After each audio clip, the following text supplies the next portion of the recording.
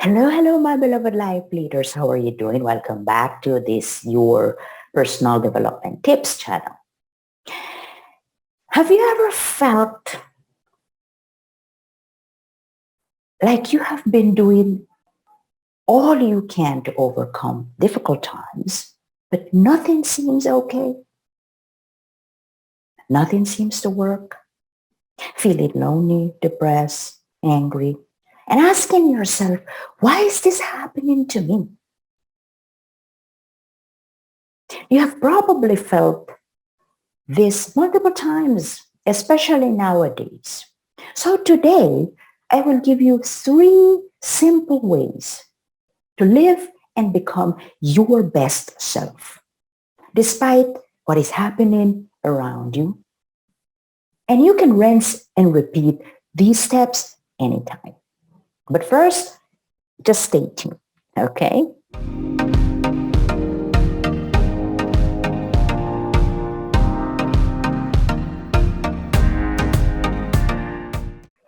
So, welcome back. Now that the world is completely open up, the economy seems to be returning to normal. People are now traveling, not using masks, and returning to their workplaces, traffic jams, and gatherings. However, many people are still struggling and don't know how to start over because they feel overwhelmed, tired, and drained with what the media is now planting in their brains daily. Inflation is at the highest levels and might not go down or go back to normal ever. It reminded me when I was 16 years old and had to live in a home where I didn't want to, but was the only choice at the time. And then when I was 18 years old, my father told me, okay, you either keep living there for the rest of your life or start your journey. For many people, that might have been too old. But for me, it was devastating. I remember the night when my father took me to a one-bedroom apartment with 2 handbags in a controversial part of the city, leaving me completely alone. And he said to me, okay, this is it. You're on your own now, kid. Of course, that night I cried my eyes out, saying, why me? Why this is happening to me? Blaming everyone else. I didn't know anything about personal development. And those years were the ones that changed my life into the person I have become. What doesn't kill you makes you stronger, right? I met so many people, wicked, good, excellent, and dangerous those days. But along the way, I learned so many teachings. And the ones that always stick, rinse and repeat, are the ones I will share with you today. Number 1, guard your mind. Because just like everything else, if you eat junk food, you will have junk health. And your mind is an essential part of your development that you need to guard with your life. Since that, or in other words, since what you think about is what you will become. And if you feed your mind with the media CNN, and negative people, you will become that. We didn't have social media when I was in that ugly bedroom first. I didn't have any TV. I didn't hang out with anyone because I was afraid of everyone. So I had to learn to entertain myself while staring at the ceilings for hours. All I could think about was, okay, Jenny, you're gonna, you're going, you're going to get out of this. You're gonna get out of this. You're gonna get out of this. And I kept repeating that sentence to myself like a broken record every single day. Nowadays, you have so many tools at your disposal. You can't even use or imagine about. You can say, but I mean, I can say that you can test out what really works for you, and then you can stick with it. Just like I did. Do it like a ritual. Start listening to inspirational videos or audios. Read personal development books. Find yourself a mentor. Get into a mastermind group and repurpose your social media to use it for inspirational outcomes, not depressing results.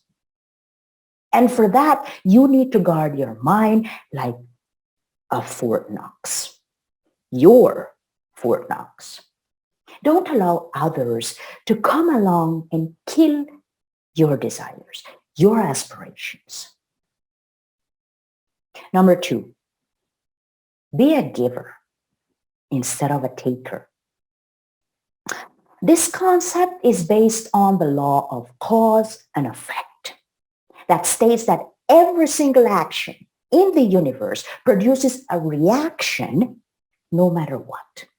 And you might say, but wait a minute. I don't have enormous amounts of money to give out, to give away just like that.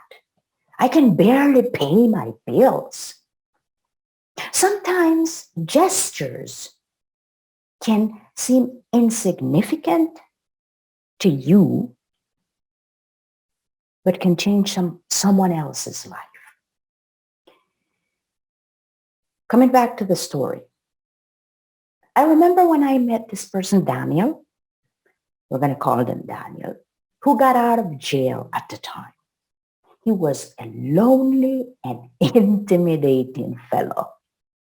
He moved into the neighborhood where I was living at the time when I was 18 years old. When people saw him coming, they would make faces, start whispering, and then go away. One day, there was a holiday gathering. Everyone was sharing food, drinks, and listening to music and having fun. Daniel burst out of his apartment and there was a deadly silence. And everybody started to leave. I remember sitting and observing this scene. He looked like a normal guy to me. But he had moments of temper that everyone knew about. He came close enough and I smiled and said, "Hi." He looked at me and his body language changed instantly and said, "How are you doing?" To my surprise. and introduced himself, saying, "My name is Daniel. And you?" After that, we exchanged a few words, and he left. That was it. One day, Daniel saved my life from being assaulted. He looked at me and said, "We're even now, since you were the only person who treated me like a normal person." Now, please, for Christ's sake, please leave this neighborhood. There's nothing good here for you.